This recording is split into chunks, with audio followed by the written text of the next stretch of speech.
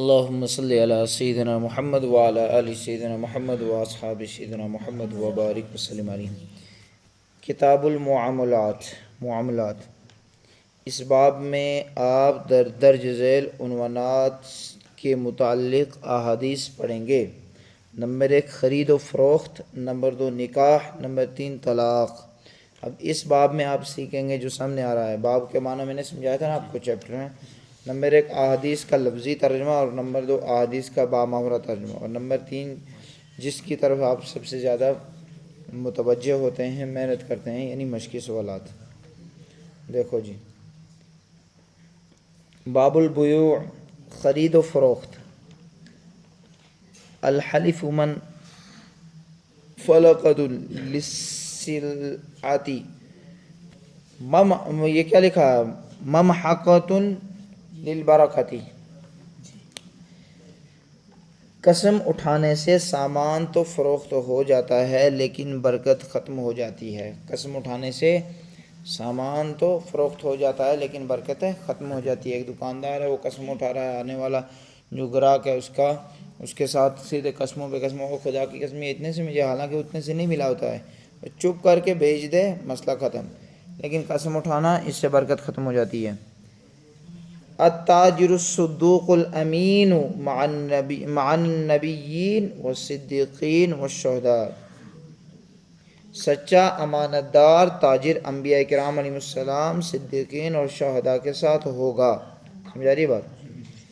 Number 3 یا معاشر التجار ان البیع یحظروہ اللغو والحلف فشوبوہ بالصدقہ، اے تاجرو، بے شک خرید و فروخت میں لغو باتیں اور قسمیں وغیرہ ہو جایا کرتی ہیں، اس لیے صدقے کے ذریعے اس کی تلافی کر لیا کرو۔ پہلے اوپر والی حدیث کا معنی سمجھ دو جو ہم نے پڑھی کہ سچا اور امانت دار تاجر انبیاء اور صدیقین اور شہداء کے ساتھ ہوگا۔ جو تاجر، یعنی تاجر سمجھتے ہیں نا، بزنس مین کو کہتے ہیں تاجر۔ تو جو ایسا بزنس مین ہوگا جو سچا ہوگا، امانت دار ہوگا، دھوکہ دڑی سے کام نہیں لیتا ہوگا، تو ایسا آدمی سچا ہوگا، امانت دار ہوگا، دھوکہ نہ دینے والا، قیامت کے دن شہداء، انبیاء یعنی نبیوں کے ساتھ، شہیدوں کے ساتھ اور اللہ کے نیک بندوں کے ساتھ کیا ہوگا؟ اس کا حشر ہوگا، اٹھایا جائے گا اس کو۔ ٹھیک ہے، اتنی فضیلت ہے اس کی، سمجھا رہی ہے؟ اتنی بڑی اس کی فضیلت ہے۔ تجارت کرنا کوئی غلط بات نہیں، بزنس کرنا غلط بات نہیں، انبیاء کرام کی سنت ہے بزنس کرنا، یہ غلط بات نہیں ہے، لیکن اس کو صحیح طریقے سے کیا جائے۔ ایسا نہ ہو کہ لوٹ مار کر کے جو انسان کو لوٹ کر کے دوسروں کو تو بزنس کی جائے، بلکہ حق سچ میں کیا جائے جیسا کہ اس کا حق ہے، اور اس کے بارے میں علم سیکھنا چاہیے۔ پہلے ہر تاجر کو، ہر بزنس مین کو اس کا علم سیکھنا چاہیے کہ میں نے تجارت کیسے کرنی ہے، جائز کیا ہے اور ناجائز کیا ہے، پھر اس کے بعد انسان کو بزنس کرنا چاہیے، پھر انسان بنتا ہے سچا تاجر۔ دوسری جگہ یہ فرمایا کہ اے تاجرو، اللہ کے نبی فرماتے ہیں اے تاجرو، ہم اپنی زبان میں کہیں گے کہ اے بزنس مین، اللہ کے نبی نے فرمایا کہ بے شک خرید و فروخت جب کیا کرتے ہیں تو اس وقت کیا ہوتا ہے؟ لین دین کے معاملے میں، بزنس کے معاملے میں غلط باتیں، جھوٹ باتیں بھی ہو جایا کرتی ہیں اور قسمیں بھی ہو جایا کرتی ہیں۔ اس لیے تم کیا کرو؟ صدقہ دیا کرو، صدقے کا اہتمام کیا کرو، بار بار صدقہ دینا چاہیے، بار بار صدقہ دینا چاہیے۔ اس سے کیا ہوتا ہے؟ اس سے اس بات کی تلافی ہو جاتی ہے۔ تلافی مطلب یعنی یہ جو ہے وہ جو گناہ کیا تھا وہ معاف ہو جاتا ہے۔ علامت قیامت میں سے جو علامت کبریٰ ہیں، یعنی بڑی نشانیاں ہیں اسلامی عقائد میں، تو ان میں آج ہم پڑھیں گے 10 نمبر کی۔ ٹھیک ہے، 10 نمبر کی ہے، 8 نمبر کی ہم پڑھیں گے۔ 8 نمبر کی نشانی آج، ٹھنڈی ہوا کا چلنا۔ قیامت کے قریب ایک ٹھنڈی ہوا چلے گی۔ کیا ہوگا؟ ٹھنڈی ہوا چلے گی، جس سے تمام اہل ایمان اور اہل خیر فوت ہو جائیں گے۔ اہل ایمان ہوں گے، ایمان والے ہوں گے، اور خیر پر چلنے والے لوگ ہوں گے، وہ فوت ہو جائیں گے۔ یہاں تک کہ اگر کوئی مومن کسی غار یا پہاڑ میں چھپا ہوا ہوگا تو وہ وہاں بھی یہ ہوا پہنچ جائے گی، تو یہ ہوا وہاں بھی پہنچ جائے گی اور وہ شخص اس ہوا سے فوت ہو جائے گا۔ نیک لوگ سب فوت ہو جائیں گے تو نیکی اور بدی میں فرق کرنے والا بھی کوئی باقی نہ رہے گا۔ ایسی حالت ہوگی جو نیک ہوں گے، اور نیک آدمی تبھی ہوگا جب نیکی کو نیکی سمجھے، گناہ کو گناہ سمجھے تو پھر گناہ چھوڑے گا، تو ظاہر سی بات ہے نیکی کو نیکی سمجھے تو نیکی کرے گا۔ تو یہ ہوا چلے گی، ٹھنڈی ہوا چلے گی، ایک دن ایسا آئے گا ٹھنڈی ہوا چلے گی، تو اگر آدمی گھر کے کتنے بھی انڈر گراؤنڈ کمرے میں ہو جائے، کسی کتنی بھی گہری غار میں چھپ جائے، وہاں ہوگا نیک آدمی، تو یہ ہوا وہاں بھی پہنچ جائے گی، ہر نیک آدمی کے پاس یہ پہنچے گی۔ اور اس ہوا کے پہنچنے سے یہ ہوگا کہ نیک آدمی کو نیند جیسے ایسا محسوس ہوگا کہ نیند آ گئی، تو ویسے ہی اس کا انتقال ہو جائے گا، سارے نیک دنیا میں جتنے بھی سارے مر جائیں گے۔ اب ایسی صورتحال پیدا ہو جائے گی کہ اب کوئی ایسا شخص بچے گا ہی نہیں جو نیکی کرنے والا ہو یا نیکی کو نیکی سمجھے اور گناہ کو گناہ سمجھے۔ پھر کیا ہوگا؟ نمبر 9، حبشہ کے کافروں کا بیت اللہ کو گرانا۔ اب دیکھو کیا ہو جائے گا، اب جب نیک چلے جائیں گے تو اب جب کوئی گناہ کو گناہ ہی نہیں سمجھے گا، نیکی کو نیکی نہیں سمجھے گا، تو اب آگے دیکھو نمبر 9 کیا ہوگا۔ حبشہ کے کافروں کا غلبہ ہوگا، جن کے بڑے سردار کا نام جہجہ ہوگا، زمین پر ان کی جو ہے سلطنت ہوگی، ظلم و فساد عام ہوگا، بے شرمی اور بے حیائی کھلم کھلا ہوگی، جانوروں کی طرح جو ہیں لوگ سڑکوں پر زنا کریں گے، حبشی لوگ خانہ کعبہ کو شہید کر دیں گے۔ حبشی یہ جو لوگ ہیں کفار ہوں گے، کافر ہوں گے، تو اب مسلمان تو بچیں گے نہیں، تو پھر کیا ہوگا؟ پھر ایسا ہوگا کہ یہ خانہ کعبہ کو یہ جب کچھ سمجھیں گے نہیں اس کو، تو اس کو بھی گرا دیں گے، خانہ کعبہ کو شہید کر دیں گے، وہاں منہدم کر دیں گے، تو یہ معاملہ پیش آئے گا۔ پھر نمبر 10 کیا ہوگا؟ آگ کا نکلنا۔ نمبر 10 ہے یہ آگ کا نکلنا۔ یمن کے شہر عدن کے درمیان سے ایک آگ نکلے گی جو لوگوں کو گھیر کر ملک شام کی طرف ہانک کر لائے گی، جہاں مرنے کے بعد حشر ہوگا۔ جہاں کیا ہوگا؟ مرنے کے بعد حشر ہوگا۔ یہ آگ ہر وقت لوگوں کے ساتھ رہے گی، جب صبح ہوگی اور آفتاب بلند ہوگا تو یہ آگ لوگوں کو ہانک کر لے جائے گی، جب لوگ ملک شام پہنچ جائیں گے تو یہ آگ غائب ہو جائے گی۔ سمجھو اب اس بات کو، یہ آگ نکلے گی ہر آدمی کے پیچھے سے، جیسے اب بھئی ہم یہاں ہیں تو اللہ محفوظ فرمائے ہر آدمی ہم میں سے ہر کسی کے ادھر سے پیچھے سے آگ نکل جائے، ہم بھاگیں گے نا، اور کیا کریں گے؟ ادھر ہی بیٹھے رہیں گے، بھاگیں گے تو ہم بھاگتے ہیں، اور جو انسان بھاگیں گے تو آگ پیچھے سے، وہیں سے آدمی ادھر سے قدم ادھر رکھ رہا ہے جو ادھر ہی سے نکل رہی، تو الغرض یہ کہ یہ انسان بھاگتا رہے گا، بھاگتا رہے گا، بھاگتا رہے گا۔ کہتے ہیں کہ لمحوں میں وہ کئی میلوں کا سفر کر دے گا، اتنا تیز بھاگے، اور وہ آگ پیچھے پڑی ہوگی، انسان دوڑتا رہے گا۔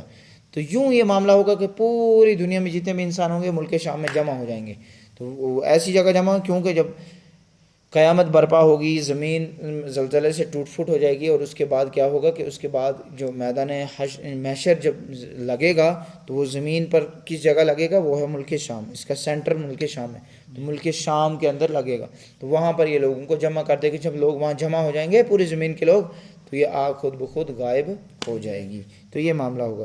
ان نشانیوں کو اچھے سے یاد کیا کرو، درود شریف پڑھ لو۔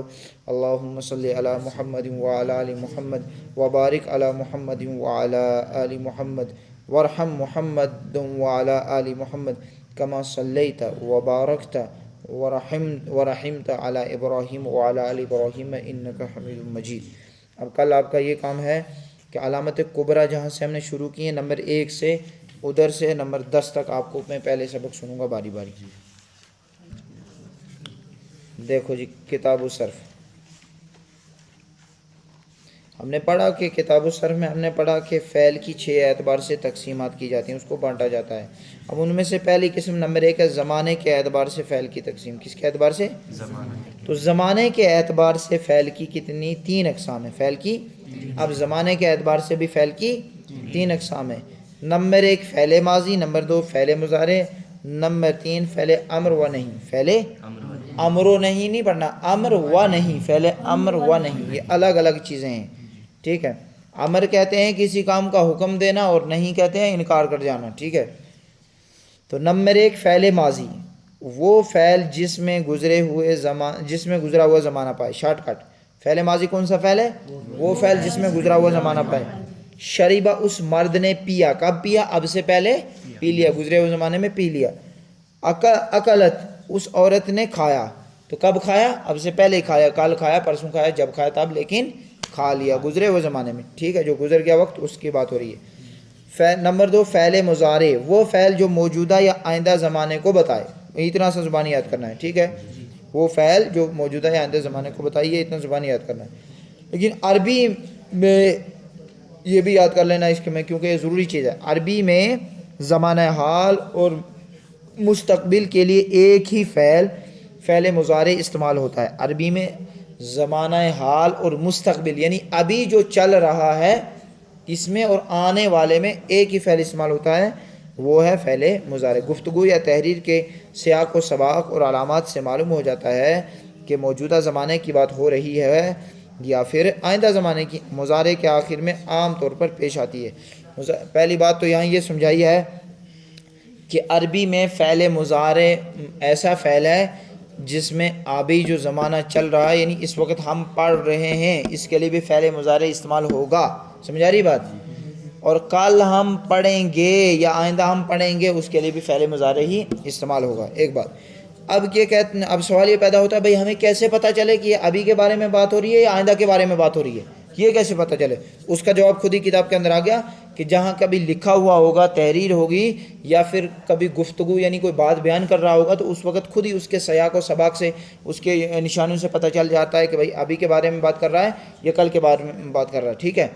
تو جیسے ہے نا، میں آپ کو کہوں گا بھئی یاد کرو ابھی، تو یاد کرو، یاد کرنا، تو سب دونوں کے لیے ایک ہی آئے گی بات۔ تو اب یاد کرو، میں نے بولا یاد کرو، تو آپ کو سمجھ آ رہی ہے کہ ابھی کے لیے بتایا جا رہا۔ میں بولوں گا یاد کرو تو آپ کل یاد کریں گے، ابھی یاد کریں گے نا۔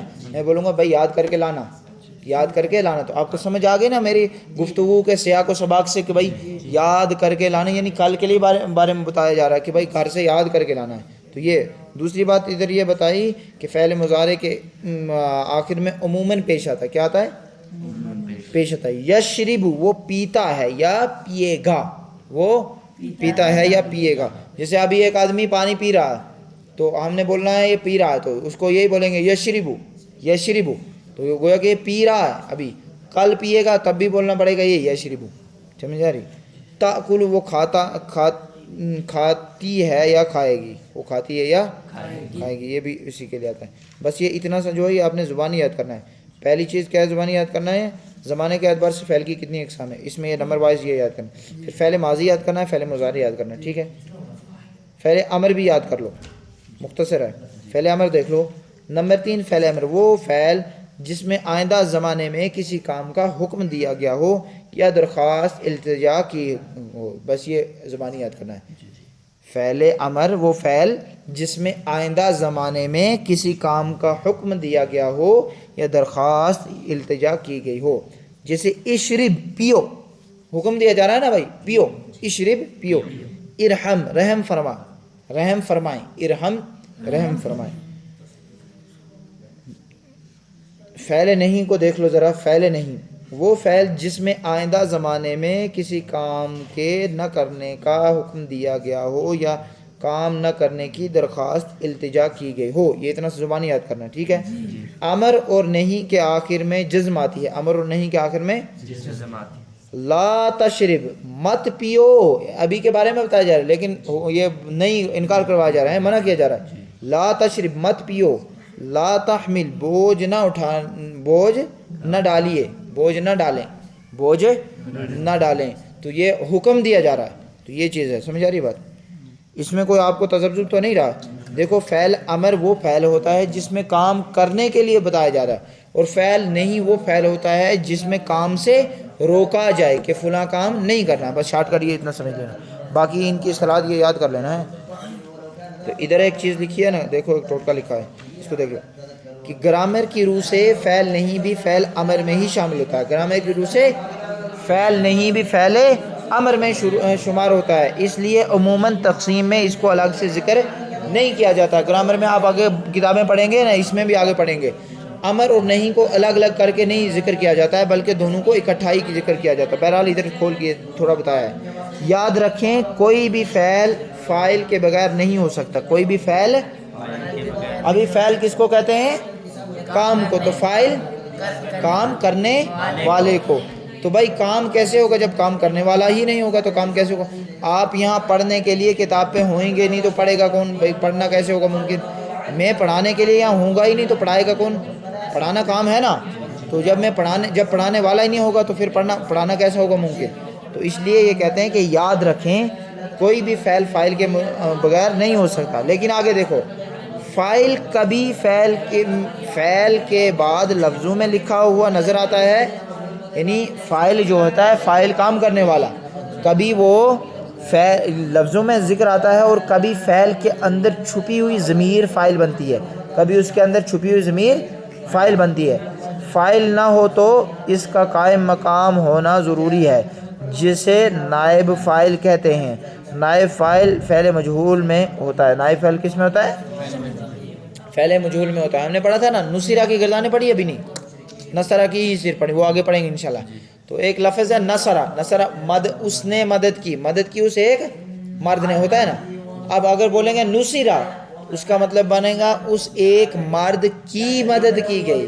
اب کس نے کی وہ ہمیں پتہ نہیں ہے، تو اب اس آدمی کو جس کی مدد کی گئی اس کو بولیں گے نائب فاعل. سمجھا رہی بات؟ چلو یہ آگے ہیں انشاءاللہ، یہ میں نائب فاعل آپ کو سمجھاؤں گا آگے چل کر. فی الحال یہ اتنا سا سبق آپ یاد کر لینا جو ادھر سے اوپر ہیں. کتاب النحو تثنیہ ہے. تثنیہ دو کو کہتے ہیں. کتنے کو کہتے ہیں؟ واحد کس کو کہتے تھے؟ ایک کو. اب تثنیہ کس کو کہتے ہیں؟ دو کو. واحد کس کو کہتے ہیں؟ ایک کو. تثنیہ دو کو. ہاں، یہ عربی زبان کی خصوصیت ہے. اردو اور انگلش میں واحد اور جمع ہی ہوتے ہیں، واحد اور جمع ہی ہوتے ہیں. مثلا رجلانی امراتانی، مطلب اردو ہوتا ہو یا انگلش ہوتا ہے تو اس میں کیا ہوتا ہے؟ وہ صرف واحد ہوتا ہے اور جمع ہوتا ہے. تثنیہ کا اس میں تصور نہیں ہوتا. اب دیکھو تثنیہ بنانے کا طریقہ. تثنیہ بنانے کے لیے واحد کے آخر میں حالت رفع میں آنی کا اضافہ کر دیا جاتا ہے. کس کا؟ آنی کا. اور حالت نصبی اور جری میں آئینی کا اضافہ کر دیا جاتا ہے.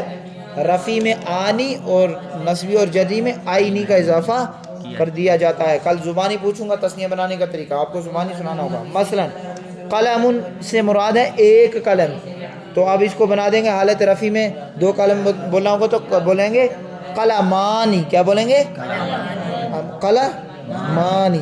وہ میں نے بولا تھا آنی کا ذکر ہوتا ہے، وہی بن گیا نا مانی، مانی بن گیا. دو کلمے تو حالت نصبی اور جری میں دیکھو قلمینی، قلمینی دو کلمے. رجل سے مراد ہے ایک آدمی، تو رجلانی دو مرد، دو مرد. تو حالت یہ تھا رفع میں، اور نصبی اور جری میں رجلینی، رجلینی. یہ تثنیہ بنانے کا طریقہ. ٹھیک ہے، یہ تو دیکھو تثنیہ کی تینوں حالتوں کا نقشہ. حالت رفع میں یہ پوچھوں گا ویسے ہی جیسے کل پوچھا تھا، اب مجھے مت دوبارہ جانے کی ضرورت ہے. حالت رفع میں دیکھ لو آپ.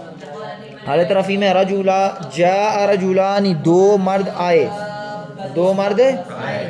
رأیت رجلین، میں دو آدمیوں کی طرف سے پاس سے گزرا. یہ کون سی حالت میں؟ حالت نصبی میں. شاباش. حالت جری دیکھنا، ذهبت الى رجلین، جری میں بھی رجلین ہی آئے گا. سمجھے؟ تو میں دو آدمیوں کے پاس سے گزرا. وہی نیچے بھی وہی ہے جاء مسلمانی، حالت رفع میں. ٹھیک ہے. رأیت مسلمین، حالت نصبی میں. شاباش. ذهبت الى مسلمین، جری میں. تو آگے میں پوچھوں گا ویسے ہی جیسے میں نے آپ کو بتایا. نیچے ادھر ایک چیز دی گئی ہے. بہرحال چلو یہ اس پہ کل بات کریں گے انشاءاللہ. یہ جو ٹیبل ہے اس پہ کل بات کریں گے. نمبر 3 ہے استنجے. ہم پڑھ رہے ہیں کہ بھئی استنجا کیسے کرنا ہے، کیا ہے استنجے کے شرعی مسائل.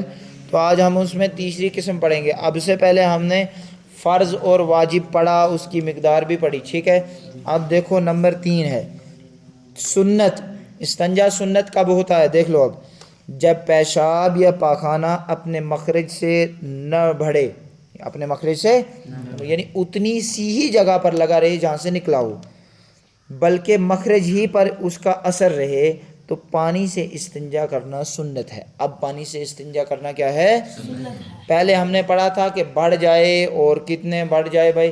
وہ میں نے بتایا تھا کہ 1 درہم کے مقدار کے سے زیادہ بڑھ جائے تو پھر فرض تھا، اس کے برابر بڑھ جائے تو پھر واجب تھا. اب یہ ہے کہ اس کے برابر یا اس سے تھوڑا کام بڑھ جائے تو پھر تھا واجب. تو اب یہ ہے کہ بالکل بھی نہ بڑھے بلکہ جہاں سے پیشاب یا پاخانہ نکلا وہ اپنے مخرج پر ہی اس کا اثر رہے, وہاں سے ارد گرد نہ لگے. تو اب استنجا کرنا سنت ہے. کیا استنجا کرنا سنت. اگر اس صورت میں ڈھیلے ٹیشو پیپر یا پتھر وغیرہ سے استنجا کیا تب بھی درست ہے. اب یہ ہے, پہلے ہم نے پڑھا تھا کہ یہ وہ چیزوں یعنی ڈھیلا ہوا ٹیشو پیپر یا پتھر وغیرہ سے استنجا کیا تو ویسے درست نہیں ہوگا. لیکن اب اگر کسی نے اس صورت میں کر لیا, یعنی اس کا جو میں نے اوپر بتایا کہ کتنی مقدار میں لگا ہے کہ بالکل بھائی جس جگہ سے نکلا اسی جگہ پر ہے. اب ایک بندہ ہے, اس نے ٹیشو پیپر استعمال کر لیا یا پھر اس نے پتھر سے کر لیا یا پھر مٹی کے ڈھیلے سے کر لیا, تو پھر کیا ہے, یہ درست ہے. البتہ ان چیزوں کے استعمال کے بعد پانی استعمال کرنا یہ افضل چیز ہے. پانی استعمال کرنا بعد میں یہ افضل چیز ہے, کر لینا چاہیے, بعد میں اسی پر اتفاق نہیں کرنا چاہیے اس میں, کیونکہ پانی استعمال کرنے سے انسان زیادہ صاف ستھرا ہو جاتا ہے. ٹھیک ہے. نمبر 4 ہے مستحب. اگر کسی نے صرف پیشاب کیا ہو, پاخانہ نہ کیا ہو, تو استنجا کرنا مستحب ہے. اس بات کوئی سمجھ آ رہی ہے؟ صرف پیشاب ہی کیا ہو تو اس نے جو ہے پاخانہ نہ کیا ہو, ایسی صورت میں استنجا کرنا پانی سے مستحب ہے. اس صورت میں ڈھیلے ٹیشو پیپر یا پتھر وغیرہ پر اتفاق کرنا جائز ہے. اگر کوئی صرف ٹیشو پیپر سے ہی پیشاب کرنے کے بعد اپنے پیشاب کی جگہ کو پوچھ لے, صاف کر لے, سکھا لے تو پاک ہو جائے گا, جائز ہے. تاہم ان کے بعد استعمال کے یعنی کہ تاہم ان کے استعمال کے بعد یعنی ڈھیلے وغیرہ ٹیشو پیپر وغیرہ کے استعمال کے بعد پانی کا استعمال یہ بھی افضل طریقہ ہے, کر لینا چاہیے. نوٹ دیکھو, یہ حکم اس وقت ہے. کون سا؟ یہ جو ابھی میں پڑھا رہا تھا آپ کو, جو ابھی آپ سن رہے ہیں, یہ حکم اس وقت ہے جب پیشاب کے قطرے اپنی جگہ سے پھیلے نہ ہوں. یہ اس وقت حکم ہوگا جب قطرے بالکل پھیلے نہ ہوں. اگر پیشاب کے قطرے اپنے مخرج سے یعنی نکلنے کی جگہ سے 1 درہم یعنی 2.75 سینٹی میٹر قطر کے دائرے کے مقدار ہوں. اس کو پڑھنا قطر, کیا پڑھنا ہے اس کو؟ قطر کے دائرے کے مقدار یا اس سے زیادہ بڑھ جائے تو ڈھیلے ٹیشو پیپر یا پتھر کے استعمال کے بعد پانی استعمال کرنا لازم ہے. سمجھا رہی بات؟ یعنی یہ تو تب تھا مستحب کے بعد صرف آپ جو ہے پوچھ کر سکھا لیں, تو یہ تب تھا جب اسی جگہ پر بالکل ہو, اس کے ارد گرد نہ لگا ہو, تو ایسی صورت میں جائز تھا. لیکن اگر پھیل جائے ادھر ادھر پیشاب تو اس کے اب یہ پانی کا استعمال کرنا یہ کیا ہے, پانی کا استعمال کرنا ایسی صورت میں جناب لازم ہے. نمبر 5 دیکھو, بدعت. بغیر کسی وجہ سے استنجا کرنا بدعت ہے. جیسے ہوا خارج ہونے پر استنجا کرنا. ایک آدمی کو ہوا خارج ہو تو وہ استنجا کرتا رہا ہے. سمجھا رہی بات؟ میں نے دیکھا بہت سارے لوگ استنجا کرتے ہیں ہوا خارج ہونے پر. دیکھو, ہوا جب خارج ہو جائے تو اس پر استنجا نہیں کرنا چاہیے, صرف وضو ہی ٹوٹتا ہے, استنجا نہیں ٹوٹتا ہے. سمجھا رہی بات؟ سمجھائی بات؟ ہاں کسی کو ہوا خارج ہوتے ہوتے کچھ اور بھی ساتھ میں خارج ہو جائے تو پھر استنجا کر لے ہیں. نوٹ, اوپر ذکر کی گئی پہلی 4 صورتوں میں بھی بہتر یہی ہے کہ پہلے ڈھیلے پتھر ٹیشو پیپر وغیرہ سے نجاست کو صاف کر لیا جائے, اس کے بعد پانی استعمال کیا جائے. جو ادھر سے اوپر ذکر ہوئی نا 3-4 مثالیں, ان میں بھی بہتر یہی ہے کہ جناب پہلے آپ ٹیشو پیپر وغیرہ سے استنجا کر لیں اور اس کے بعد پانی کا استعمال کر لیں. یعنی یہ جو ہے بہتر اور افضل طریقہ, یہ نوٹ میں لکھا ہوا ہے. اب چند آداب ہیں, انشاءاللہ ان کو ہم بعد میں پڑھیں گے, لیکن جہاں سے استنجے کے بات شروع ہوئی تھی وہاں سے یہاں تک پورا سبق کل سننا ہے میں نے. قصص النبیین میں دیکھ لو سبق اپنا. حضرت ابراہیم نے کیا فرمایا تھا کہ میری مدد ستارہ نہیں کرے گا, یہاں تک ہم نے پڑھا تھا نا, کیونکہ وہ ضعیف ہیں. وَلَا يَنْصُرُنِّ الْقَمَرُ لِأَنَّهُ ضَعِيفٌ. آگے کیا فرمایا کہ اور چاند میری مدد نہیں کر سکتا. کیوں؟ لِأَنَّهُ ضَعِيفٌ, اس لیے کہ وہ کمزور ہے. وَلَا تَنْصُرُنِّ الشَّمْسُ, اور سورج میری مدد نہیں کر سکتا. لِأَنَّهَا ضَعِيفَةٌ, اس لیے کہ وہ کمزور ہے. وَيَنْصُرُنِّ اللَّهُ, اور میری مدد اللہ کرے گا, اور میری مدد لِأَنَّ اللَّهَ حَيٌّ, اس لیے کہ اللہ تعالیٰ زندہ ہے. لا يموت, اسے موت نہیں آتی. وباقٍ, اور وہ باقی ہے. لا یغیب, وہ غائب نہیں ہوتا. وقوی, اور وہ قوت والا ہے، طاقت والا ہے، لا یغلبہ شیء، اس کے اوپر کوئی چیز غالب نہیں آتی۔ تو کل آپ نے سبق یہ اوپری سے سنانا ہے ادھر تک پورا۔